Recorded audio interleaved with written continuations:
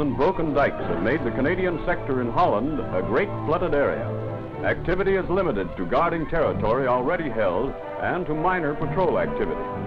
With treacherous mud underlying the water and main bridges blown by retreating Germans, movement of armor is at a standstill. Barges are pressed into service to supply troops holding the south bank of the Maas River. Jerry cans full of drinking water are brought up to waterlogged troops of the garrison facing the enemy on Creracour Island. Stiff fighting under the most trying conditions has finally driven the enemy from his last strong points on the island and from the south bank of the river. As they keep supplies rolling in, our boats are under constant mortar fire from the north bank.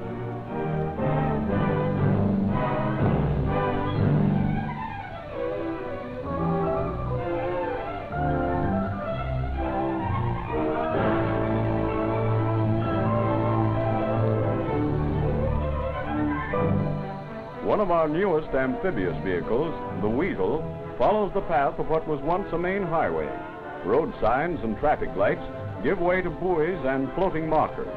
Roadblocks are easily disposed of as Weasels play their part in keeping supply routes open. With nature and enemy demolitions combating our efforts, supplying frontline troops taxes the ingenuity of everyone. If a freeze-up occurs, boats will give place to sleighs as the operations again become a war of movement.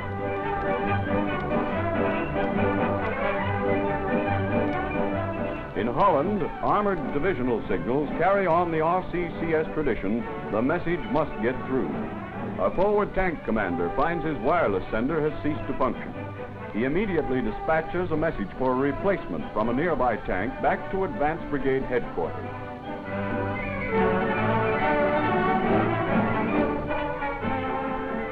At Advanced Brigade, the message is received and taken to the signals office, where it is registered for retransmission to the addressee.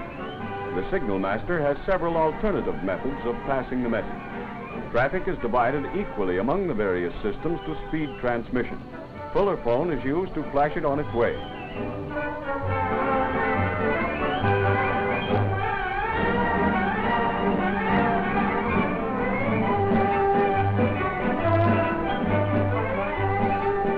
When other methods fail, the dispatch rider gets through. So the message finally reaches its destination, technical maintenance section of Signals Pod. Here an instrument mechanic loads a new wireless set into his mobile service shop. It is rushed forward to replace the dud set in the tank. Through the work of Royal Canadian Signals, the complex organization of a great army is closely knitted together. Living up to the traditions of their patron saint Hermes, the winged messenger, Signals are the fighting example of the motto on their corps crest, Velox, Virtutus, Vigilant. Speed, accuracy, watchfulness.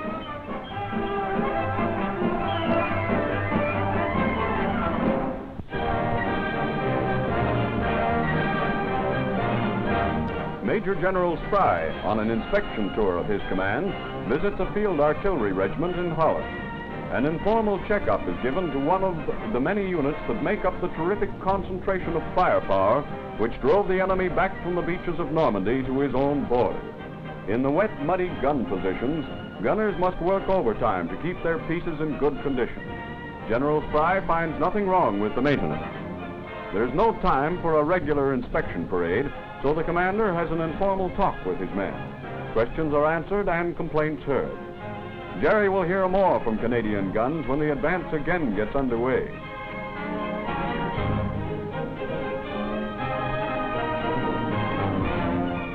In Antwerp Harbor is found the answer to the German claim of having blown up the main locks by means of underwater troops. In a steady stream, the great supply ships steam up the Scheldt into the harbor. They are loaded to the gunwales with motor transport, tanks, and vehicle stores. Longshoremen labor day and night at one of the world's greatest ports. They keep the supplies moving up to the armies on the Western Front. The front door to our supply routes is indeed wide open.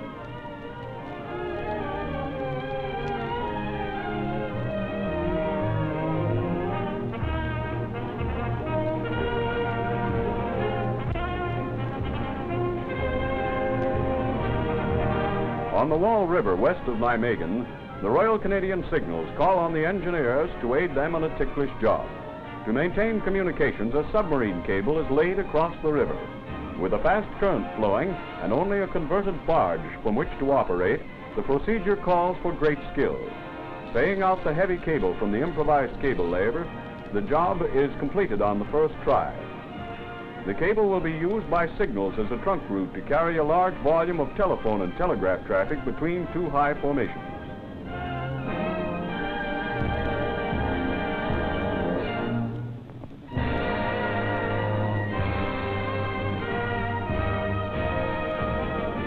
The Army Jeep has finally become streamlined. No more will the cold winds of winter freeze the luckless rider in the fresh air taxi.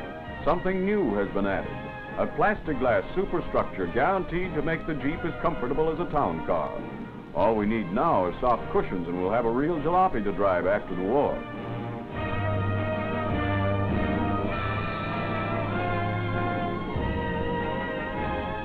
A German-type flamethrower captured from the enemy receives a workout in Holland.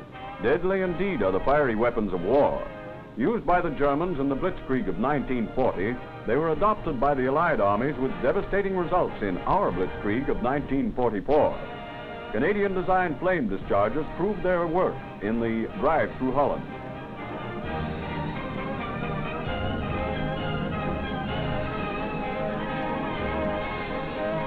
In the offense, covered by smoke, flame-throwing carriers burn the enemy from his strong point.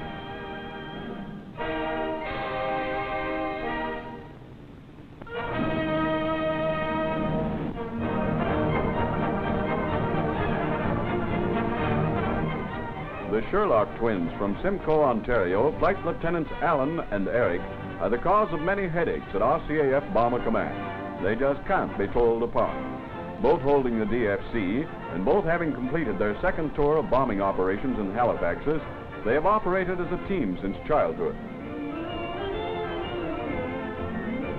Starting business life in the grocery trade, one wholesaling, one retailing, they both joined the infantry and together transferred to the Air Force. First-class pilots, they are popular with their messmates of the Lion Squadron.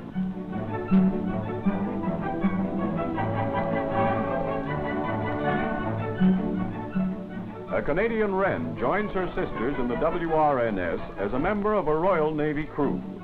At a South Coast port, the girls man their own craft. Many of the little ships have been taken over by girls. Their job is to ferry personnel from the quayside to the ships at anchorage. A popular lot with their passengers, the seagoing lasses handle their jobs like old salts.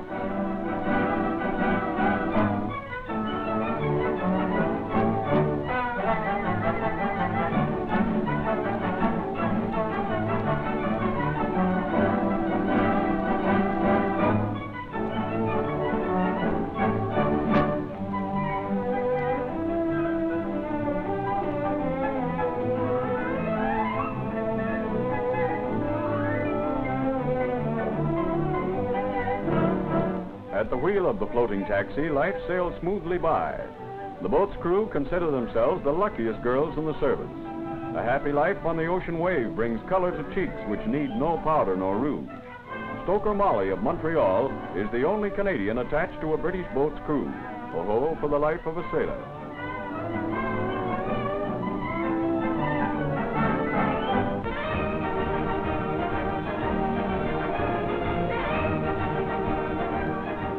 In Italy, it's holiday time for the boys of a Canadian artillery unit. The first event is known as the Skunk Hollow Handicap. The paramutuals do a land office business as the bangtails parade to the post. The odds-on favorite is Herbie, Out of Trouble. It's post time and the track is fast. The only problem is getting the blue bloods of Muleden to the starting line. The trackmaster does have his troubles.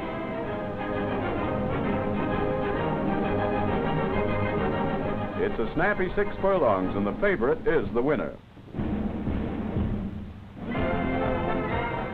A turkey shoot is another feature of the day. All the spectators are invited to enter the contest. The infantrymen think they have the edge, but the boys of artillery and signals give them a good run for their money. After winning the prize, you've got to catch it, and that's some job. To the victors go the spoils. There are going to be some happy faces around a certain cookhouse tonight.